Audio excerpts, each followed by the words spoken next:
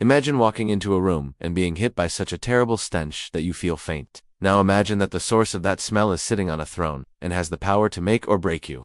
Well, if you happen to be visiting the court of King Henry VIII, it might have been a real possibility. You see, Henry VIII was one of history's most infamous stinkers. And he wasn't alone. Bathing wasn't exactly a priority for most rulers in the late Middle Ages, but while most nobles simply reeked of sweat and stale waste, Henry VIII managed to take things to a whole new level. In fact, he hated baths so much that he banned them in his court, not just for himself, but for everyone around him. So what made Henry VIII hate bathing so much? And how did it affect him and his court? Let's find out. Henry VIII was born on June 28, 1491, at the age of 17. He inherited the throne of England from his father, Henry VII. Henry VII had come to power by ending the rule of the Plantagenet dynasty and defeating Richard III at the Battle of Bosworth Field in 1485. In doing so, he established the Tudor dynasty, which would last until 1603. Under Henry VII, England saw the end of the Wars of the Roses and the beginning of a new era. However, this period also marked the beginning of an unfortunate trend in the royal family. When it came to personal hygiene, Henry VII wasn't exactly known for his cleanliness. He rarely bathed and often reeked of stale sweat and urine. His servants tried their best to keep him clean, but he was notoriously difficult to work for and often lashed out at those around him. Despite this, Henry VII managed to restore order to England after the chaos of the Wars of the Roses. He was responsible for major changes in government, law, and society. For example, he introduced a new system of weights and measures and reformed the legal system. He also made significant changes to the English Church and helped to pave the way for the English Reformation. Unfortunately, his record as a monarch is forever tarnished by his lack of hygiene. When Henry VIII took the throne at the age of 17, he inherited his father's less-than-savory reputation. However, Henry VIII was determined to make a name for himself. He wanted to be remembered as a great king who had brought England to new heights of glory. However, his efforts in this regard are often overshadowed by his infamous decision to break away from the Roman Catholic Church and establish himself as the head of the Church of England. Although this move had far-reaching consequences for the future of England, it also earned him the ire of Pope Clement VII, who excommunicated him in 1534. Undeterred, Henry VIII went ahead with the split and married Catherine of Aragon, who had previously been married to his brother Arthur, who died shortly after their marriage. Despite facing opposition from the Pope and the rest of Europe, Henry VIII remained committed to his decision. He continued to pursue his goal of establishing England as a major player on the European stage, and went to war against France, Scotland, and Ireland. During these conflicts, Henry VIII demonstrated his military prowess and his determination to succeed. However, his efforts were hampered by his chronic ill health. Throughout his life, Henry VIII suffered from a variety of ailments, including obesity, ulcers, gout, and possibly syphilis.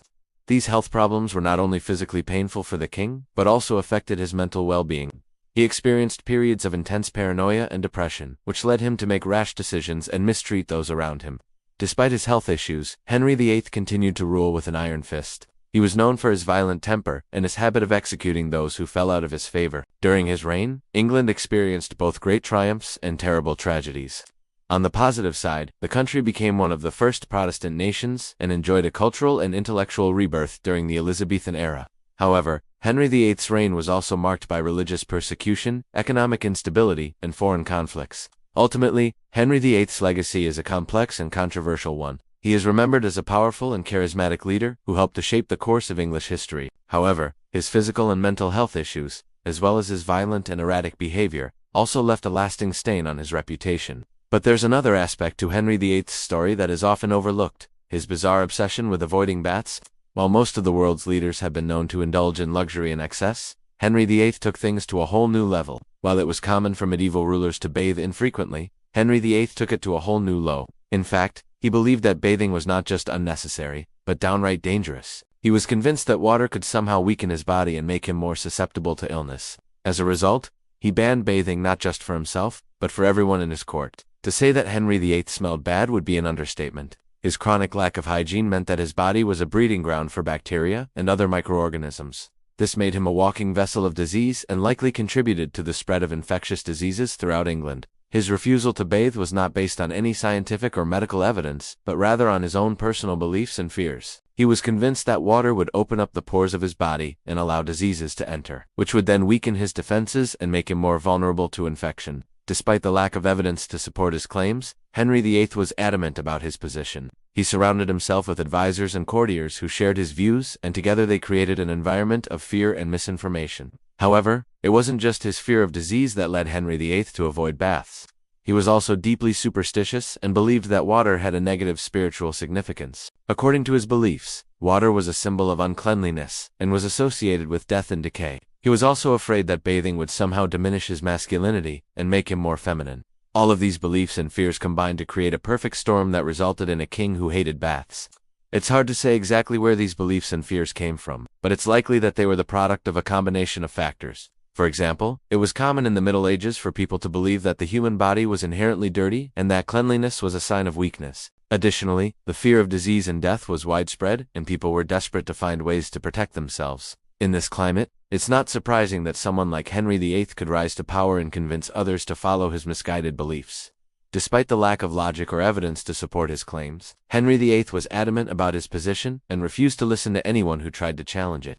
He was so convinced that bathing was dangerous that he banned it not just for himself, but for everyone in his court. This meant that everyone around him, from his servants to his advisors, had to follow his lead and go without baths.